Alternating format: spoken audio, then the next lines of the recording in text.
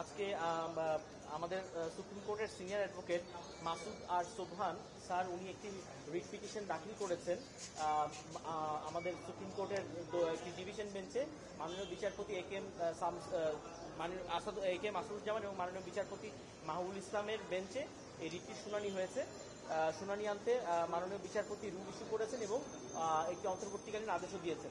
রুলটি জারি করা হয়েছে এই মর্মে যে বাংলাদেশ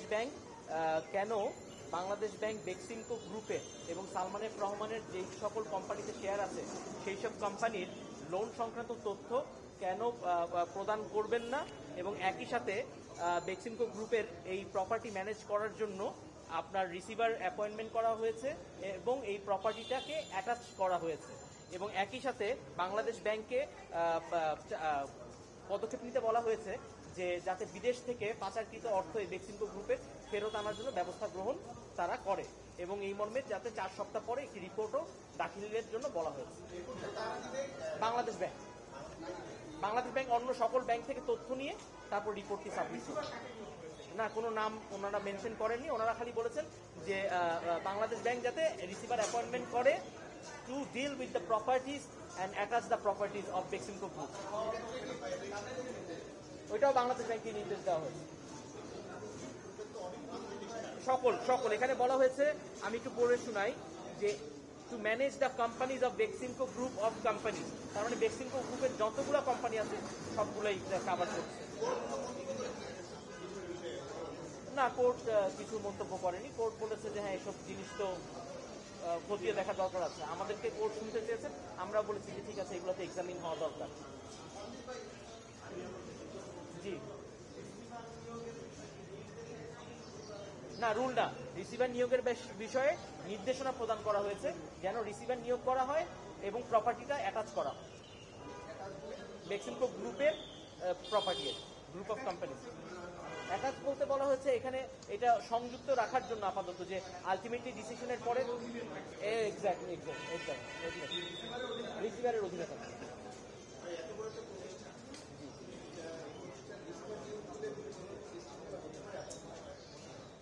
না, এর আগেও তো এরকম বেসমি গ্রুপের ক্ষেত্রে সরকার কর্তৃক রিসিভার মানে প্রশাসক নিয়োগ করা হয়েছিল, বা এরকম বিভিন্ন ক্ষেত্রে, এবং পৃথিবীর অন্যান্য দেশেও আপনি যেমন সাহারা গ্রুপের ক্ষেত্রে এরকম কোর্ট থেকে নির্দেশনা এসেছিল যখন নাকি ওইখানেও এরকম কিছু তাদের করাপশন এবং এইসব প্রশ্ন উঠেছিল।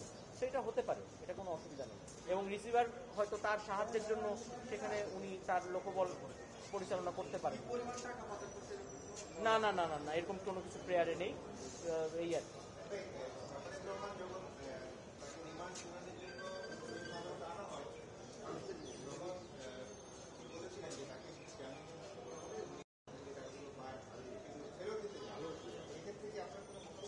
এই ক্ষেত্রে আমার বক্তব্য হচ্ছে গিয়ে, এটা আমি অনেক নিউজেই এসেছে দেখেছি, কিন্তু উনি তো এই ব্যাপারে কোনো দরখাস্ত দিয়ে আদালতের কাছে আবেদন জানাননি। ওনাকে তো সেটা প্রপারলি দরখাস্ত আকারে প্রদান মানে দাখিল করার মাধ্যমে সেরকম তথ্য দিয়ে যে আমি এত টাকা দিব বা এত টাকা জমা দিব, সেই মর্মে নির্দিষ্টভাবে আবেদন করলে তখন সেই ব্যাপারে আদালত নির্দেশনা দিতে পারে। এই মুহূর্তে এই সাবজুডিস ম্যাটারে তো আমার আসলে বলার কিছু না। আদেশটা হচ্ছে গিয়ে রুল ইস্যু করা হয়েছে যে বাংলাদেশ ব্যাংক যাতে বেক্সিমকো ফার্মাসিউটিক্যাল লিমিটেড এবং অন্য সকল বিজনেস প্রতিষ্ঠান মানে ব্যবসায়িক প্রতিষ্ঠান অফ বেক্সিমকো গ্রুপ এবং সালমান এফ রহমানের মালিকানাধীন প্রতিষ্ঠানের লোন সংক্রান্ত ব্যাপারে তথ্য প্রদান করেন, কেন তথ্য প্রদান করবেন না সেই মর্মে রুল জারি করা হয়েছে, এবং নির্দেশনা হিসেবে প্রদান করা হয়েছে যে রিসিভার অ্যাপয়েন্টমেন্ট করার জন্য সকল বেক্সিমকো গ্রুপের সকল কোম্পানির, এবং নির্দেশনা প্রদান করা হয়েছে বাংলাদেশ ব্যাংক যেন এই পাচারকৃত অর্থ বেক্সিমকো গ্রুপের ফেরত আনার জন্য রিপোর্ট পেশ করে।